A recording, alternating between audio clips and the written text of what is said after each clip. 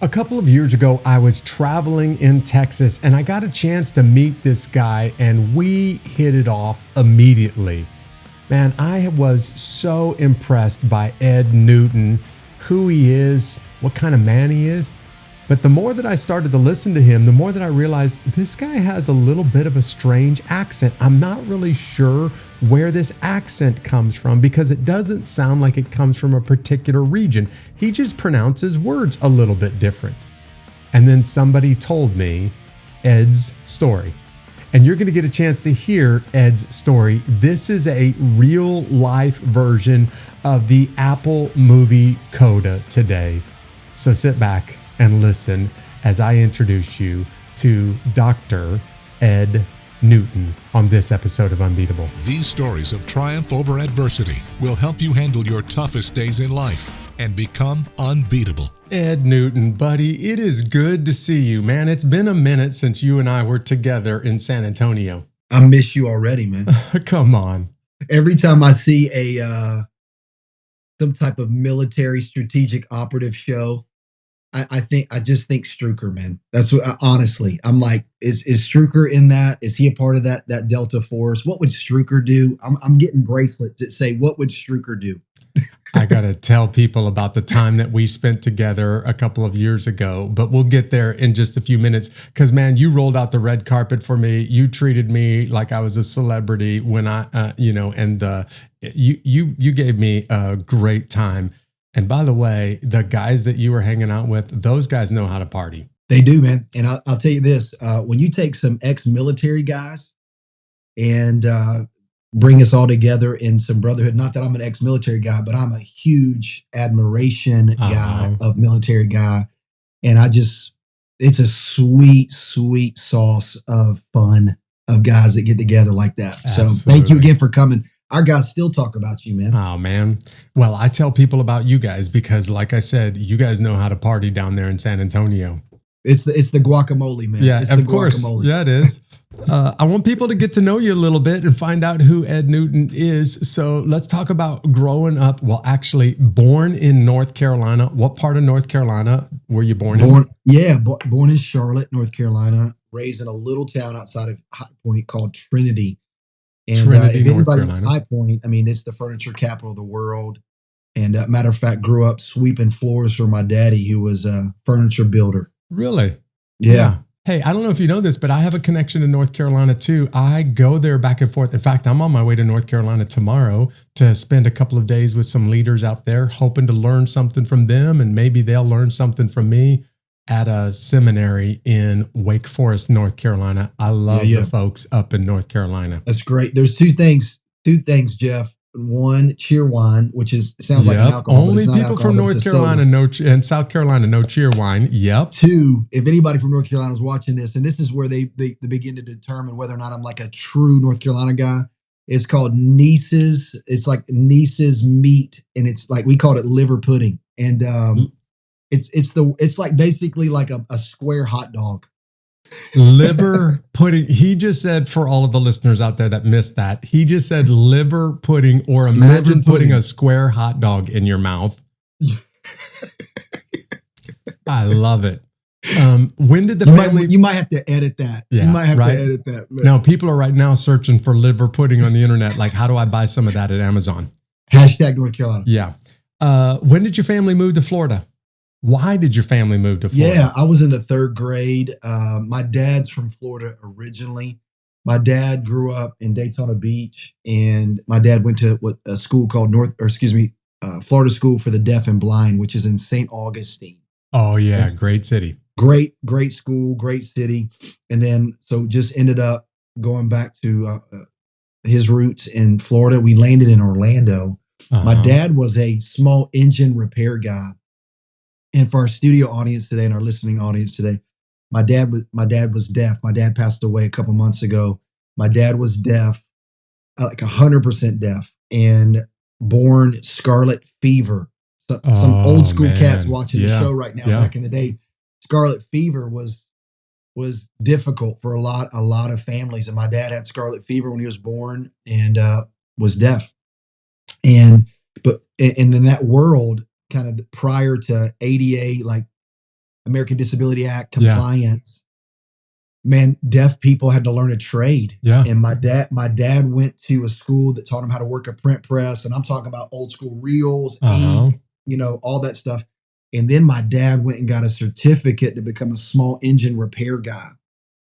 And crazy story, super talented as a carpenter, super talented as he was just a man's man. I mean, he was a cage fighter before there was cage fighting. All right. 154 pounds, 5'9", and had what we call cable strength. You couldn't break him. But he was such an incredible mechanic in Florida. So he's a small engine repair guy, fixing chainsaws, weed eaters, all that kind of stuff. Well, if you want to get in that business, you wanted to be a part of Sears Roebuck back in the day. Oh yeah, of course. The big boy on the block. Engine. Yeah, there you go. They had a small engine section of what they used to do. My dad got a great job opportunity, and we uprooted and went to Orlando, where the grass is green all year long, and that means mowers got to be fixed. So third grade. So I grew up mostly in Florida. So spoiler alert for the listeners, I know this about you. Everybody who knows you is kind of familiar with this part of your story, but you grew up as the only child of parents that were both deaf. Was your mom totally deaf also? Yeah, my mom was what they call hearing impaired. And so my mom, it's a medical situation where my grandmother, RH factor, where the body fights against a pregnancy. Yeah. That's what caused my mom to be deaf, and she had cerebral palsy. She had cerebral palsy too. Yeah, cerebral palsy. And so crazy story. My mom and dad meet. She went to North Carolina School for the Deaf and Blind, and my dad went to Florida School for the Deaf and Blind. And they had this big alumni function. 2 schools play each other. A bunch of deaf people get together. They meet. My mom and dad get married, and my mom can't have kids. And obviously, she couldn't have kids. She was told medically she'd never have children. And it's a miracle. So they tried to have kids for 6 years, apparently. My mom passed away 2 years ago. My dad passed away a couple months ago. And I started to learn all this stuff kind of towards the tail end of their life. Yeah, they couldn't have kids. They tried for 6 years. And my mom, crazy story. I just read this in my grandmother's journal. My mom went to a tent healing service. All right. So check this out. My grandmother's journal says we go to a tent healing service, and I know there's probably a lot of thoughts of people. Yeah, there's lots of people with images rushing through their mind right now. Yep. Yeah, we've seen all the weird that happens and all that stuff. And my mom goes to this, and she's deaf, and this guy talking from the stage picks out my mom and says, "You're gonna have a baby." No way. Yes. So my mom's deaf, doesn't understand. She can't hear a word because nobody's signing for him, right? Nobody's signing. Yeah. So she doesn't know what he's saying. He's just pointing at her. And she's like, to her mom, my grandmother, what's he saying? She's like, this is the word for what are you saying? Right. And she's like, what is he saying? And my grandmother goes, he says you're pregnant.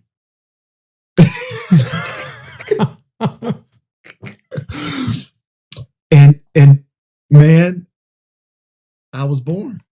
That is incredible. What? That's incredible, man.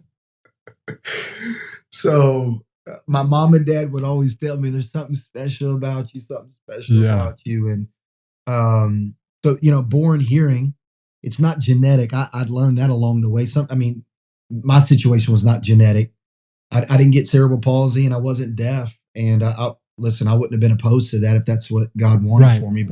But I grew up with 2 deaf parents. Number one question I get, Jeff, how did I learn how to talk? Yeah. I don't even know. I have no idea. I was about to say, nothing. Right now, people are asking all kinds of questions about you. Like, if you're hey, by the way, I just watched the Apple movie CODA, where there's one member of the family that can speak and hear, and everybody else around them is deaf. And that movie just describes beautifully what it looks like for the one person in the family that can hear. Yep. Everybody's wondering right now, like, what was this like for you as a kid? And how did you learn to communicate? And what was school like? And like 50 other questions. So, man, just if you don't mind, hit the highlights of the questions that are running through people's minds about you right now. Like, how did you do this, Ed?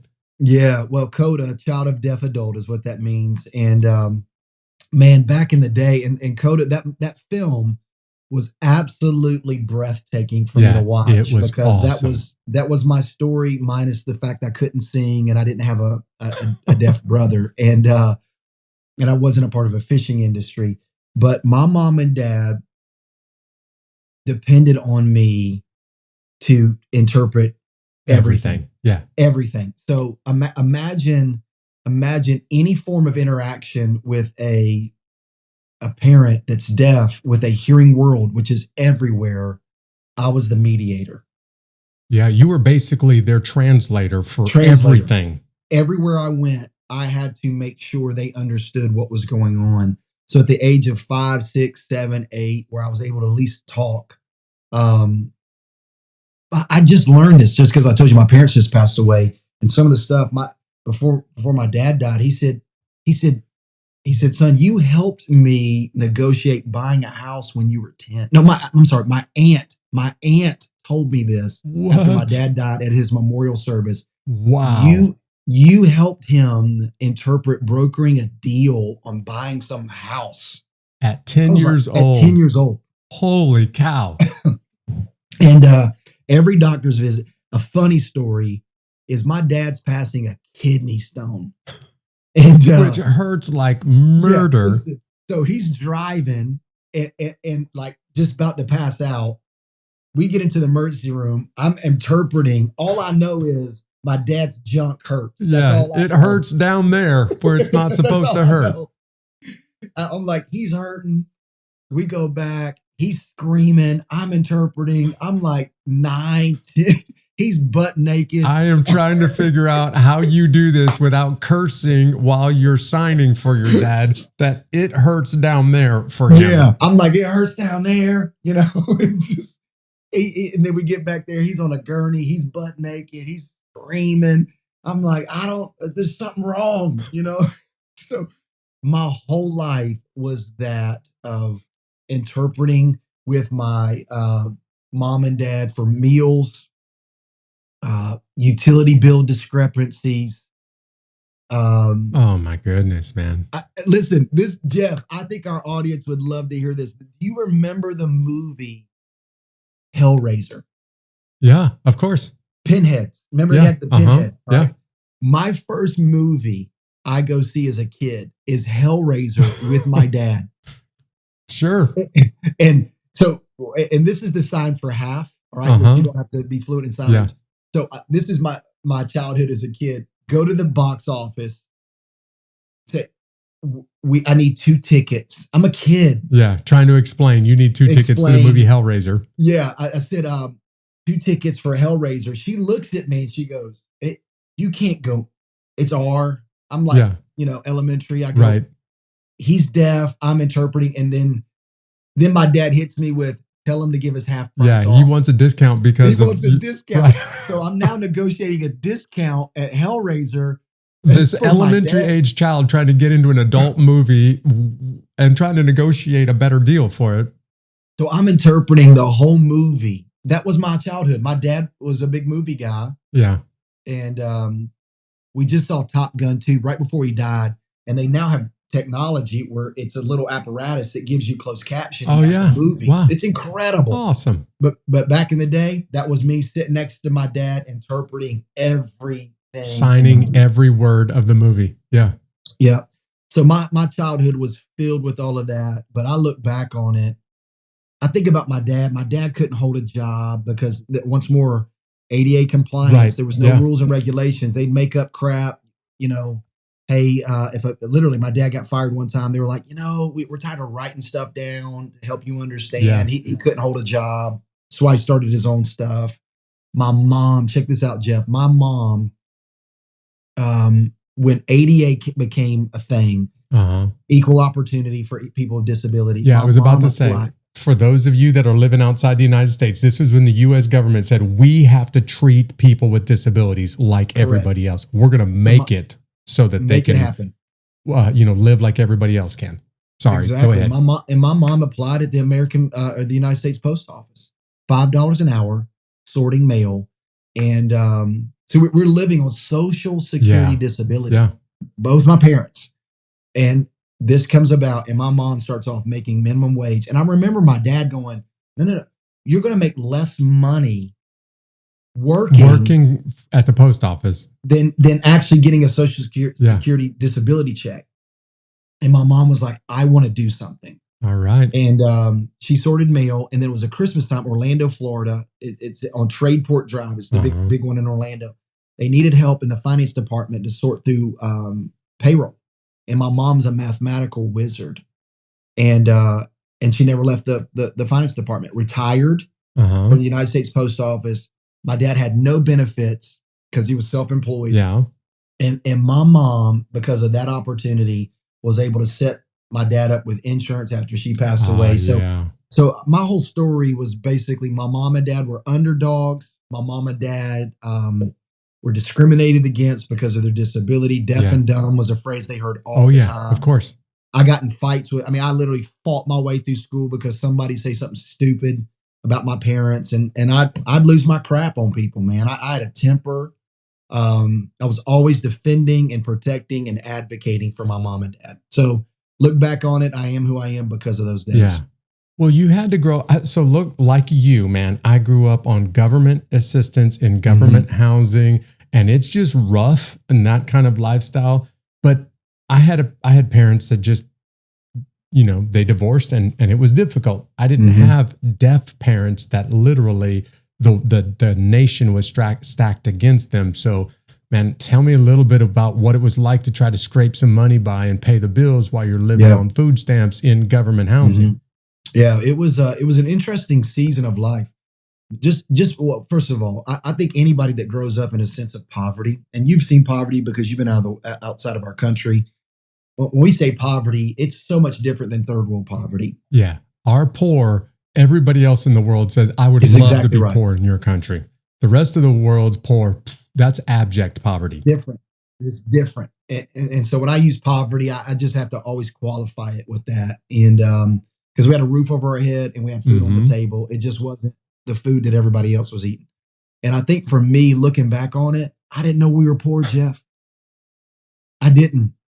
That's the crazy thing. When people are like, what was it like? I was like, it was normal. I thought living in the living room on the couch as that being my bedroom was normal. Well, I got to ask then, when you were growing up and all you knew around you were parents that were disabled, you had to kind of view this is normal for me, right? Translating for my mom and dad and helping them navigate through life. That's all you've known. So that's going to be normal for you until you start to get to school and kids start making fun of the way you talk, or you start to realize, man, I haven't learned what others have learned because my parents can't read literally. I mean, can't, they don't learn and listen at this, like everybody else's parents. Right. So what was school like for you, man? I'll give you a case in point, man. It wasn't until I was in college. This is going to sound so crazy.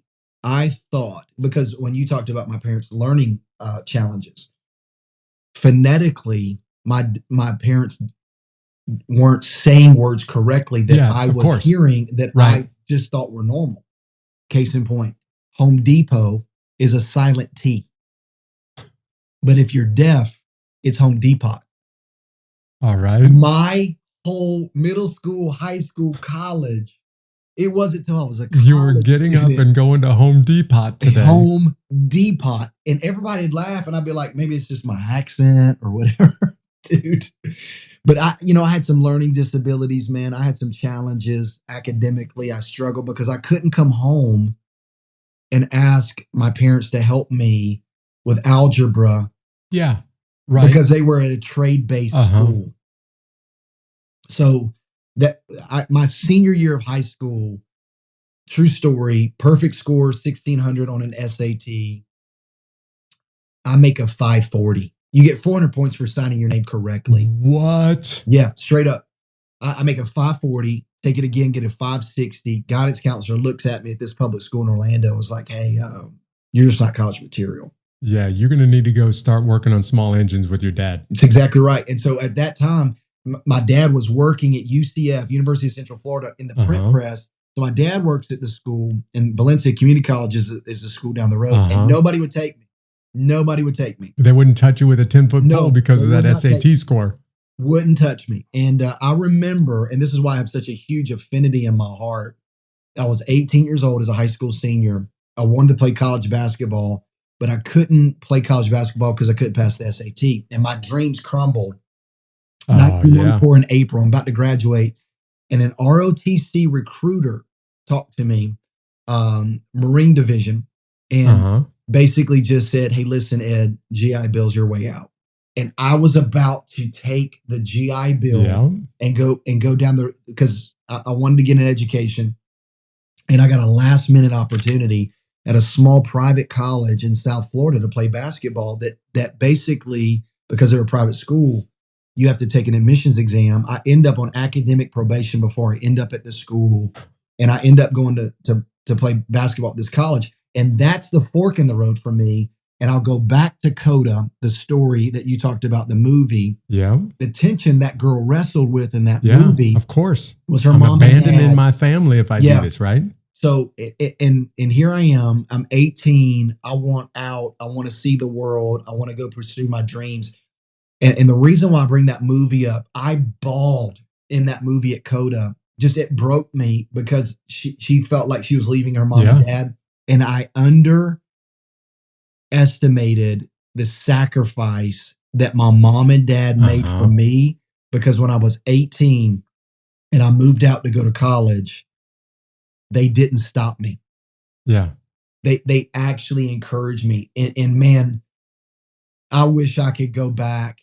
You know, my parents passed away, so I never got a chance to really look at them and say, thank you for not holding me back. You let me go. I'm the first one in my family to get a college degree. Wow. Hey, man, no shame in saying it. That movie brought me to tears. I was so blown away by how well they described what life was like for this girl in the movie CODA when everything around her is deaf, but she can hear, and how much her family is dependent on her. Man, no wonder you're the first person to get a college degree. But I also got to say, you must hold the record then if you're already on academic probation and the school hasn't even started for you. Like, is that a record right there or what? No, I tell you, basically, a true story, you know, anytime a class starts with 0, Jeff, that means you pay a lot of money for 0 credit. And, and I took English 099, failed it. First semester, midterms 1.5. I'm about to flunk out of college. You got to have a 2.0 to play college basketball. Man, the one thing I learned that I felt like God had gifted me with is I could talk people into some stuff, you know? So, all right. Yeah. You've been doing it since you were 9 years old, trying to get a discount on the movie Hellraiser. Give me a chance. I'm supposed to be here. I get a 2.0 my first semester. And then I meet you were the happiest man on earth. Man, I meet my wife. Jeff. She was just a background on Stephanie. We've been married almost 25 years. And I'll tell you, the crazy thing about Stephanie is she's so crazy talented and gifted and smart. She ended up graduating and working as a geneticist at St. Jude Children's Hospital. That's how smart she is.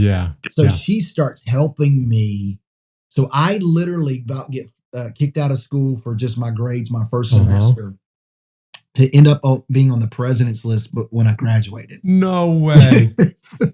Did you tell them they need to stencil Stephanie's name underneath yours on that diploma because you found this scorching hot tutor that helped you make your way through school? Yes, that's exactly what happened. That's exactly. And by the way, if you're driving and listening to this podcast, you don't get a chance to see Ed's very impressive tennis shoe collection that's on the shelf right behind his head. Obviously, this man loves basketball, loves some ball shoes, because he's got a lot of really well-worn shoes. Hey, man, tell me a little bit about your basketball prowess while you're in college. I was horrible. I was awesome. I rode the end of the bench. My big claim to fame was it was Division 14. Nobody cared. And I was on the Pine for 3 of the 4 years. Finally got to play my senior year. Finally got to be, second team all conference. That's my claim to fame with my 8th grade son. He thinks he could take me. I'm a realist, Jeff.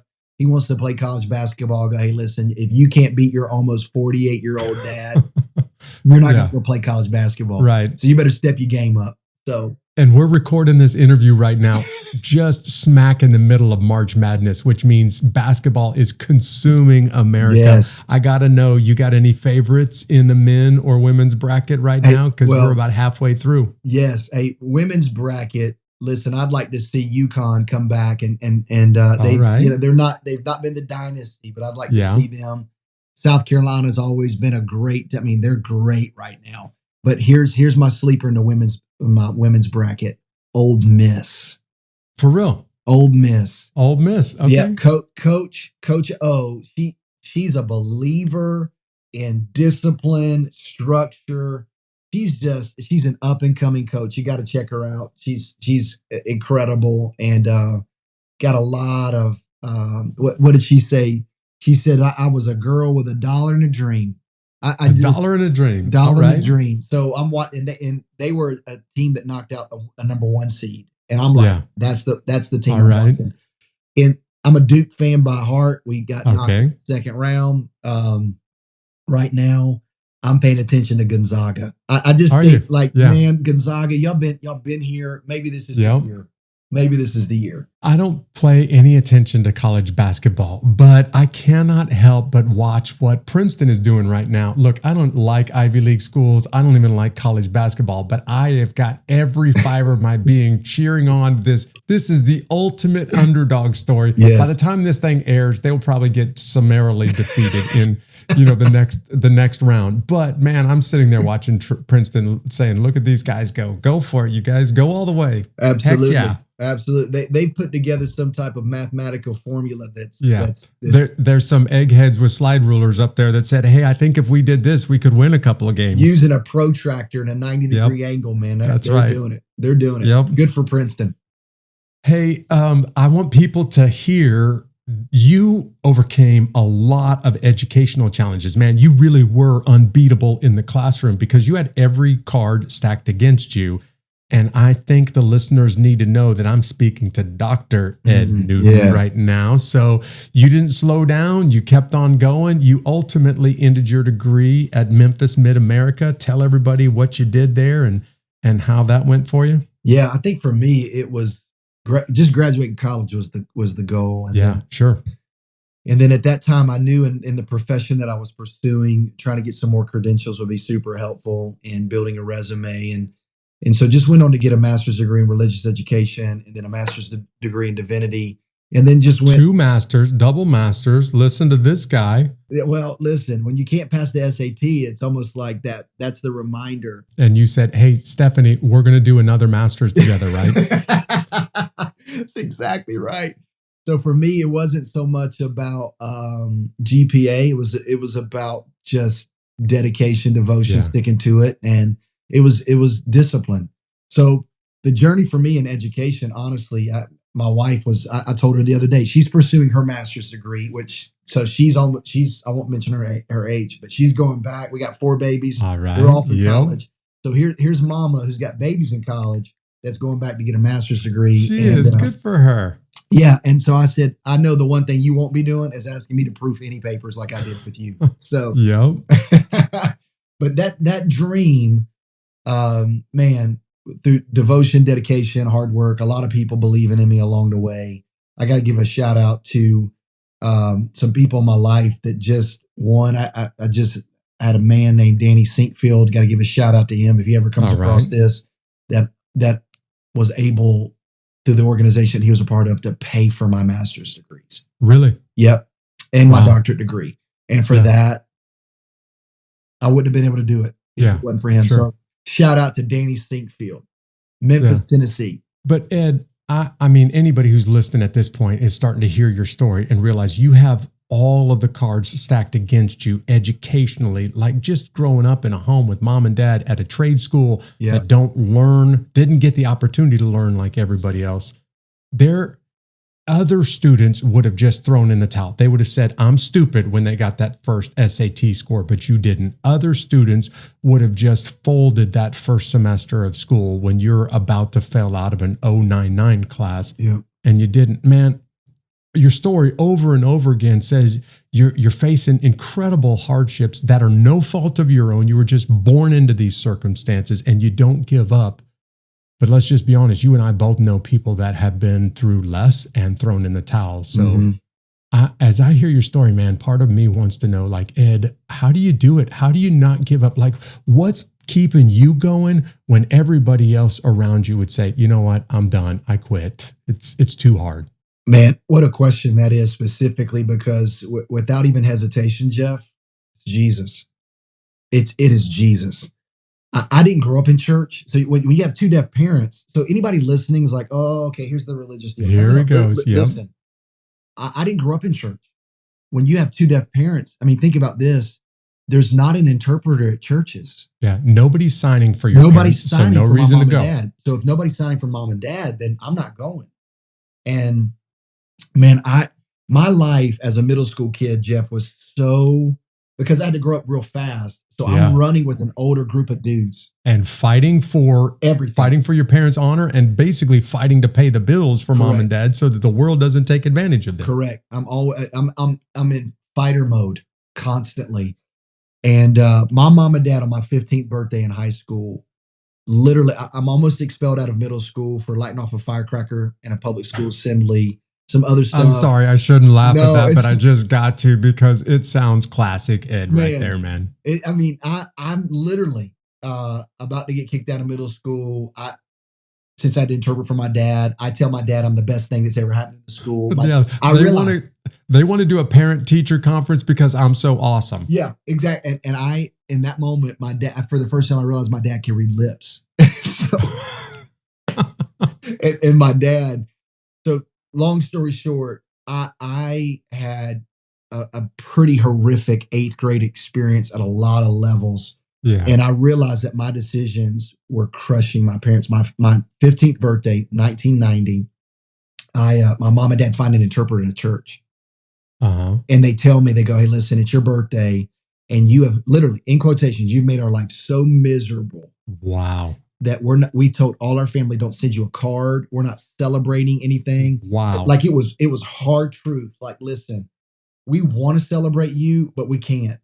We just can't. And we found a church and we went to this church on a Wednesday night. And Jeff, I don't remember everything that guy said. All I know is Jesus died for all my sin. And I knew my sins were many. And if I put my faith and trust in him, I'd get a second chance. Wow. And so for me, when I heard that Jesus loved me enough to die for me and your sins can be forgiven, and I knew my sins were much. The stuff I'd done, I knew like I was going to split hell wide open. And Jesus, man, he changed me that night. And I'd love to be able to say everything changed immediately, but it was a slow, gradual deal. So for me personally, I'm on the other side of this incredible interview with you, with a legend that I greatly respect because of the fact, not just because I've overcome adversity, but because of the fact that Jesus is the one that made me unbeatable. Man, you're talking straight to me right now, Ed, because your story and my story are almost identical. 13 years old, I am making every wrong decision. I'm heading down every wrong road, and I don't darken the doors of a church ever. And then my neighbors come knock on my door and they just start to tell me about this guy who loved me enough to die for me. And radically in one night, man, life just took a totally different turn. I woke up the next morning and I was completely different. And I got nothing to show for. I didn't do anything here. Right. It was all done for me and inside of me, man. And I hope listeners are hearing your story and saying, man, if he can do that for Jeff, if he can do that for Ed, maybe he can do that for me too. Absolutely. And here's what I've realized. Jesus is not just this historic stoic figure. Yeah. Like he's a warrior. Absolutely. Man, he's a warrior. And he fought for me, died for me, came back from the dead for me, and everybody that's listening to give us. And here's what I've realized. My whole life, Jeff, I thought I was the underdog. What if we're not the underdog? Because by ourselves, we are the underdog. Yeah, of course. When we got the ultimate warrior with us, it's actually in our favor. No situation. When he's on your side, you are on the winning side. I know how the story ends. Right. We win. So that's, to me, I am where I am today. One word, Jesus. I am right with you, man. I would be dead in a ditch or in prison for the rest of my life. Yes, sir. Except for one word. Jesus stepped down and he found the worst sinner at 13 years old that he could find on planet Earth and said, I'm going to grab that kid and I'm going to change his life. Hey, y'all, watch this. Come on. Hey, we got a sponsor.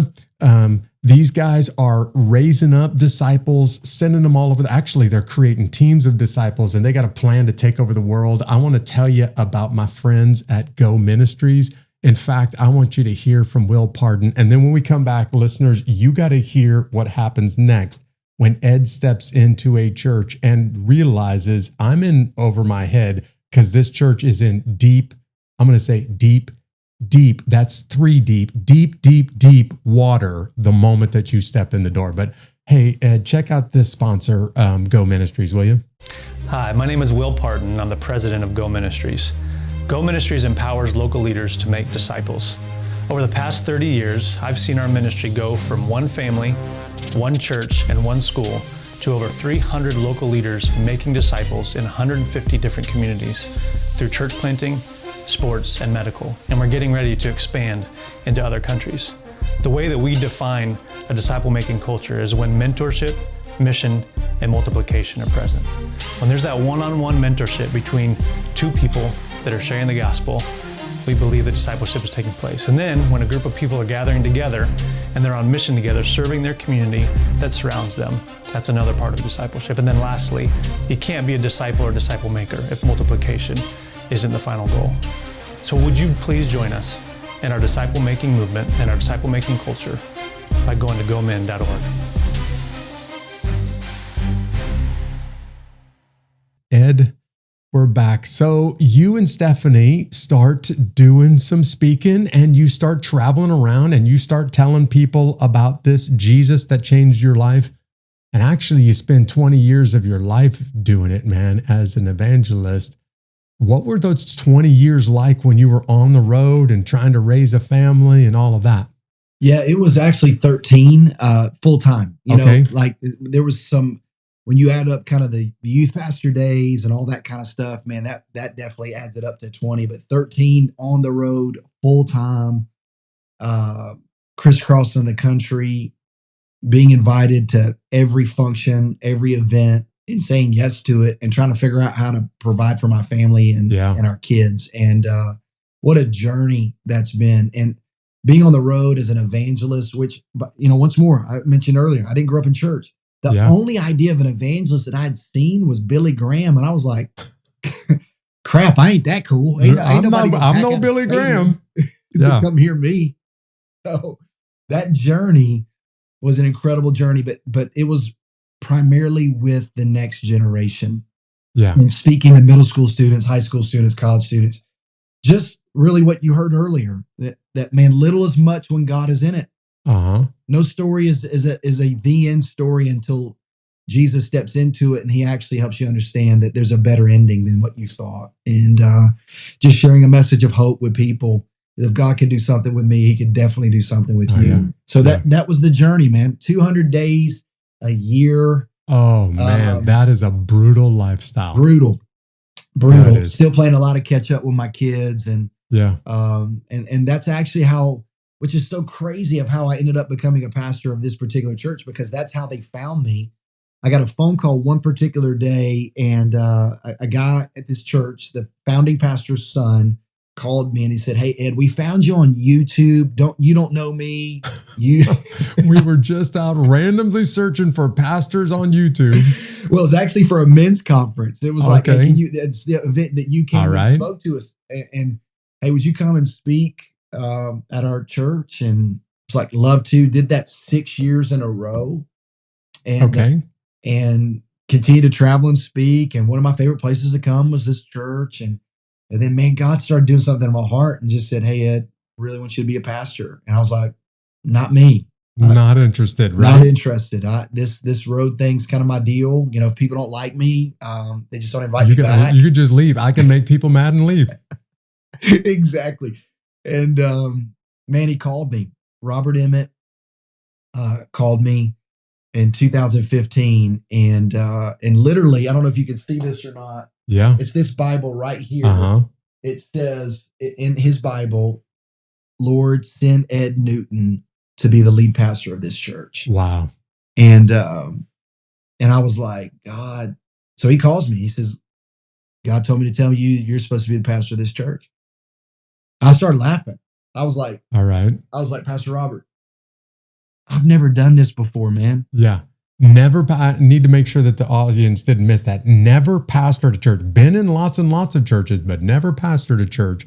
And now you're asking me to come to a massive church in San Antonio. By the way, were you still living in Florida at this time? Orlando. Yeah, I was living in Orlando. And you and Stephanie have a growing family, right? You have 4 kids. Four kids at this point, right? We just moved to Orlando. That was the crazy thing. We moved from Memphis to Orlando to help take care of my parents. And so life was good, man. I mean, we got Disney passes, and just living the dream. And this phone call flipped our world upside down and became pastor of this church, which is so crazy, Jeff, because you work in the church world. This type of transition doesn't take place this quick. October, he called me. I started as pastor in January. Holy cow. Okay, so I already know some of the stuff that was going on behind the scenes, but now I need your listeners to hear. Okay, so he's stepping into a role he's never done before. So what? So he's stepping into a massive church and he's never done this before. So what? Now give him the so what, Ed. Tell him what you learn when you show up and look into the deep into the finances of this church. Yeah. So long story short, 369 employees. I've never led a team before. 369 employees and a multi-million dollar operation. And just for audience's awareness, where we're located on the north side, this church exploded in growth so fast it had to build quickly. Yeah. And our worship, which means take out some loans and buy some buildings. I always say rent on the north side of San Antonio is not cheap. And right. So the church exploded. The founding pastor he was voted top 25 most influential man in San Antonio before I came. So he's a leader amongst leaders. Yeah. But just a good, down to earth man that God greatly has used and is using still in his retired life to build a church that I asked him, I said, Pastor Robert, what was your vision of a church this size? Yeah. I never thought it was going to be bigger than 500. And spoiler alert, tell everybody about how many a week are showing up right now to Community Bible Church. 15,000 right now. And, it's just crazy. And so so the church had to build quickly. Well, that left a debt that was about $21 million of facilities. And if you're looking at 40 acres in a facility like ours, that's called good debt. I get it. That's good debt. It's all like assets and all that stuff. Mm-hmm. But man, when you're a new pastor that wears skinny jeans and doesn't wear boots and doesn't have a belt buckle, and not that Robert did, but it's San Antonio's Texas, man. I wasn't a Texas guy. I was a Florida guy, and coming in, taking over for a legacy guy like that. They even say in research, 30% of a church will leave when a new leader comes in. Yeah, of course. And if it's somebody who is kind of the established founding guy, somebody who's built the whole thing on their shoulders, it's going to be more like 70% of the church. And that's what happened, Jeff, just so everybody knows. 4,000 people left the church when I became pastor. Holy smokes. So here's a dude that's never done this before that has been on the road for 13 years. And I get it. You get selective praise. People telling you, you're awesome. You're awesome. If you're not awesome, you just never hear it. Right. Now I step into an environment where, not that I ever thought I was the man, but I just felt like I was really good at what I did as a communicator. And long story short, 4,000 people walk out the door and I'm like, dang, I suck that bad. So that's, and then on top of that, Jeff, that's where the financial situation, because in a church, it's about giving. You're not selling a product. Right. And if we don't know what's happening and we don't really like the guy, then giving just kind of, and that's what happened. We were behind budget. First year, had to lay off 42 people. Wow. The paper writes an article, the church is falling apart. I'm like, this is the biggest mistake of my life. Yeah, what did I do to myself and my family, right? And my family. Why did we move to San Antonio? That's exactly what happened. And I'll tell you, and I'm not trying to over spiritualize this. I mean, this God was like, hey, because I told God, I was just like real pissed at God. I was just like, hey, you sent me here to kill me. You straight up sent me here to These kill me. people are going to kill me. They're going to kill me. This is, I wasn't the best There's fit. pitchforks and torches out in the parking lot waiting for me between the door and the car. But Robert Emmett, the founding pastor, was like, you're God's man. Hang in there. It's, just wow, a huge cheerleader for me. Wow, man. And lo and behold, we just began to make some financial decisions of going, hey, whatever 10%, this is going to sound crazy to our audience, 10% of everything that comes in is going to go out to love our city and support helping people.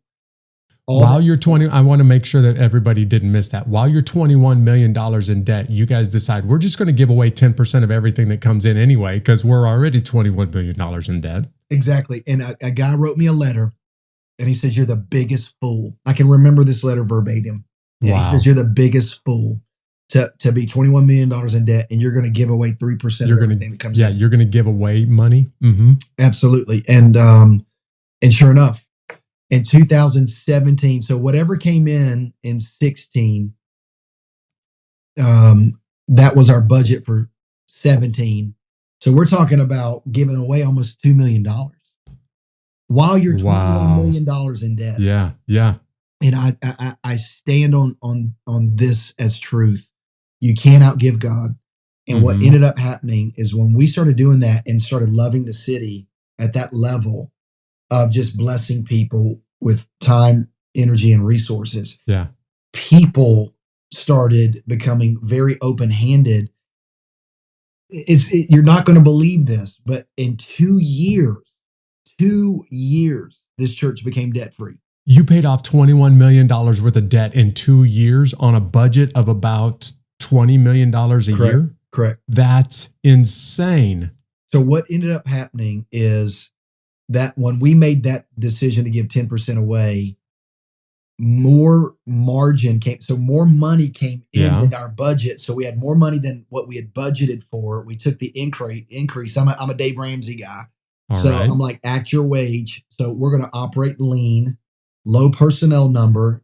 We're going to have leadership involvement. We got to give away leadership to volunteers. Yeah. And so let's empower people. Let's right size our staff, have the right people on the team, and let's recruit people that would just love to use their gifting in a volunteer role. And let's get our staff to buy into the mission, to underspend their budget. I use this phrase, Jeff, all the time. Let's look like we shopped at Nordstrom's, but really we're shopping at Marshall's and TJ Maxx. All right. Okay. Let's be thrifty. So you take low personnel, you take a staff that believes in the mission and underspends their budget, and then you take the increase of what people were giving, and that margin, we just started dumping down to debt. Just paying it off. I'm burning bank notes, quarter by quarter, just burning. Wow, man. And all that to say, right now, we have given, I've been here as pastor 7 years and 3 months. We've given away nearly $20 million.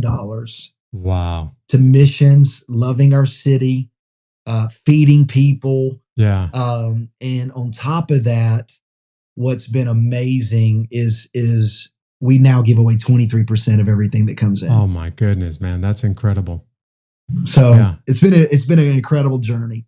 And talking about showing your community how much you care, man, $20 million of putting your money where your mouth is. There's no way to miss how much Community Bible Church cares about their community. Well, I'll tell you what we're about to do, Jeff, and this is super exciting because when a church gets freed up, we are about to build what we're calling Champion Plaza, and people can check this out at championplaza.com. Champion Plaza. We are building a 24,000 square foot facility on our property, not connected to our church. We built a park, which that's a whole nother story. We built a park, splash pad, basketball courts, pickleball courts, and said to our city, come and play. You don't have to go to our church. Come here. And that place is unbelievable. So we're building this Champion Plaza attached to it, have a medical clinic. It'll take Medicaid. Wow. We're going to have a biblical counseling center that will be coupled with psychology. Suicide rates have escalated at 200%. We're military town, USA. We're pro first responders. And so we're offering a counseling center. We're going to have a thrift store that will employ second chance people. We're going to have a restaurant. I'm praying God will give us a Waffle House and a food court to give opportunities for people who want to work. Listen, there is not a shortage of jobs in America right now. There's a shortage of workers. That's right. Yeah. And people need to hear this. There are folks that have messed up in their past that can't get a clean background check. But they've done the work. They've done the rehab, but their past has stained them. And what we have said is, we will work with you to give you job opportunities here. And we're going to work with local businesses as well to create a job pathway program. And the best part about this is we're building this facility cash money. Wow. And just saying, God, everything you've blessed us with, we want to find a way to love our city and love people. Hey, for the CEO of Waffle House, who's obviously listening to this episode right now, why don't you go ahead and put a Waffle House right there in Champion Plaza and show the community, show the San Antonio metro area how much of a difference one church that's willing to help people that have had some mistakes and made some mistakes in their past, how much of a difference they can make when things turn around for them. Come on, Waffle House. It'd be the first Waffle House in San Antonio. All our listeners, don't you take your Waffle House for granted. That's right. Come on, Waffle House.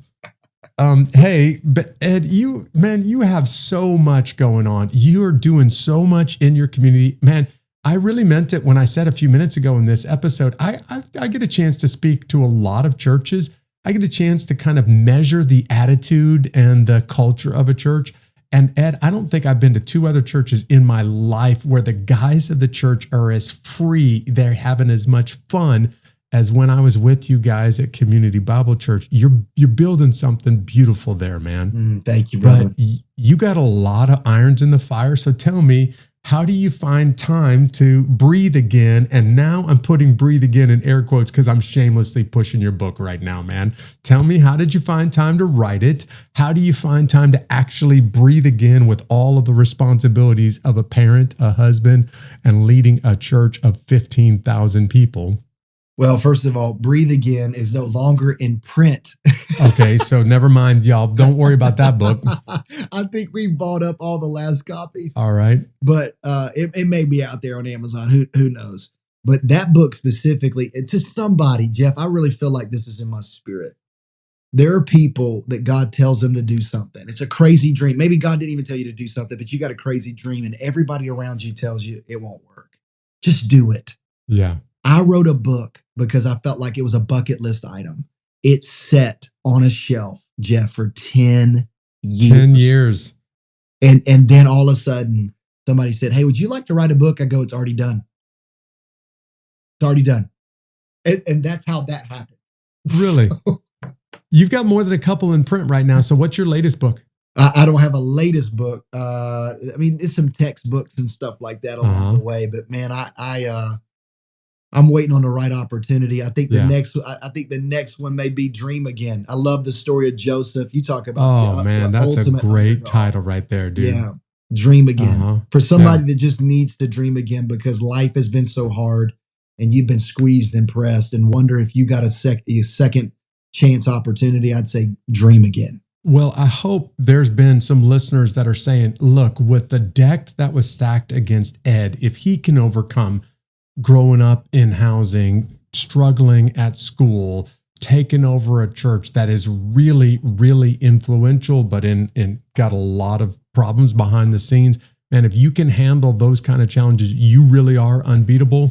And maybe somebody's listening right now and they have this dream in their heart to go do something, But people have been telling them their whole life, it ain't never going to happen. It won't work. It's a fool's errand. Don't even bother wasting your time. And maybe what they need to hear in this episode is what you just said to them. Like, don't listen to the haters. Go ahead and do it anyway.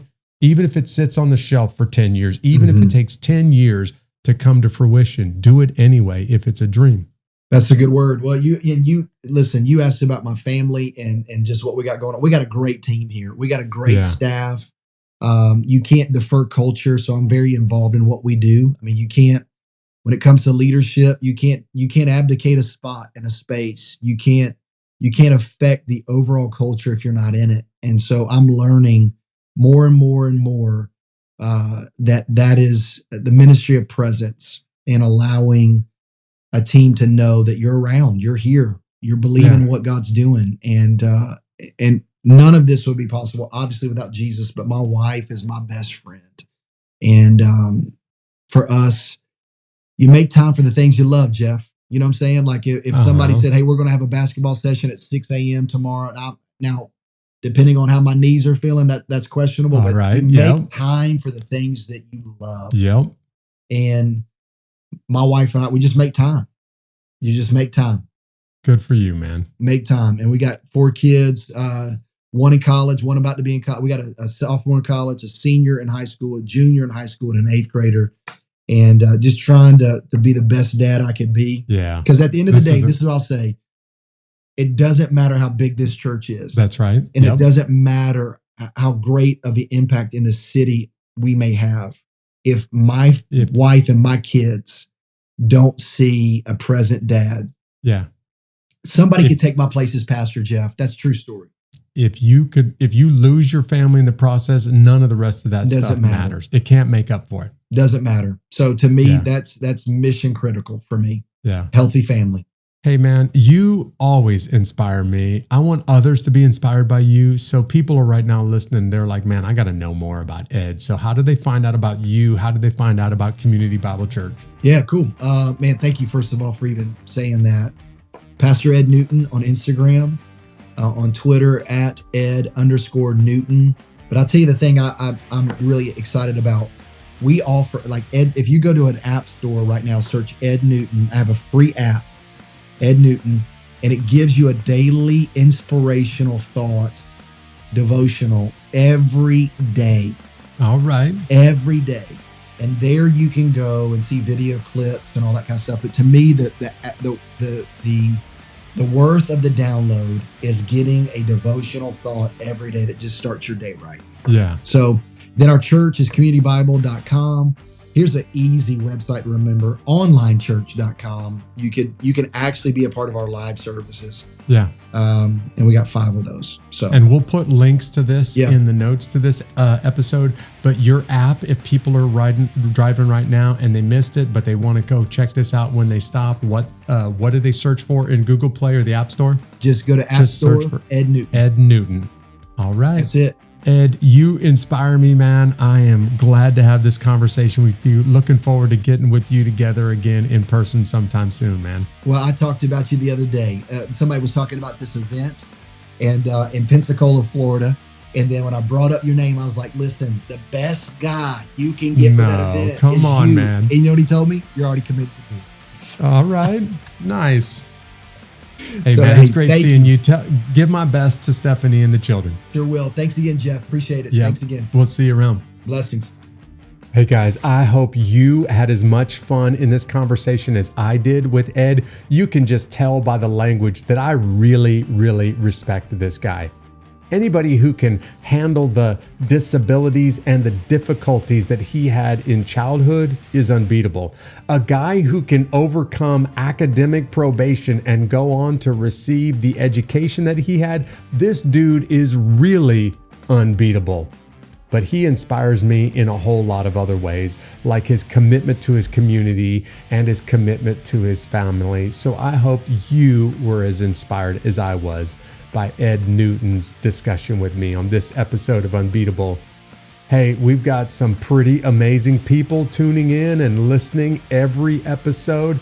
And this week's Fan of the Week, one of those amazing people this week that I want to highlight is Hannah Bowen. Hannah, thank you for staying connected with us. Thank you for watching this podcast. Thank you for being involved with Unbeatable. In other words, Hannah, thank you for being part of the Unbeatable Army. And if you just stumbled across this podcast for the first time, why don't you go ahead and follow us on social media? Or better yet, why don't you go ahead and subscribe to this channel on your favorite podcast platform? If you're looking for us on social media, you can find us out there pretty much anywhere. We'll just search for @Unbeatable Podcast. But I just mentioned the Unbeatable Army. This is a hardcore connected group of about 2,000 fans and listeners that I deliver content to all week long, not just new episodes, but I try to send content directly to the Unbeatable Army. It's totally free. If you want to become part of this Unbeatable Army also, just simply go to unbeatablearmy.com. Thanks for joining me for this episode, and I'll see you right back here next week. God bless.